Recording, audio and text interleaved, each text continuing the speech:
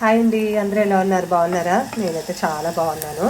మన ఛానల్ ఇదే first time అండి నేను పెట్టడం ఈ వీడియో అనేది కూడా. ఇది తలగపిండి కూర అంటారండి. హెల్త్ పరంగా చాలా మంచిదన్నమాట.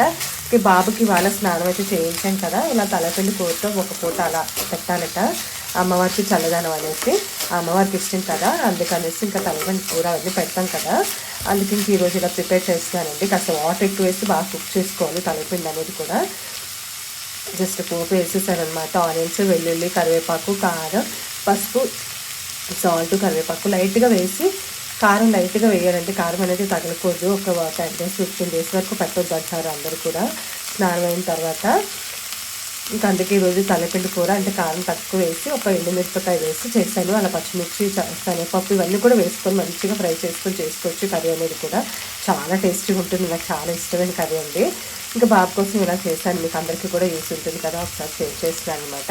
నచ్చితే లైక్ అయితే ఇవ్వండి. Thank you, bye.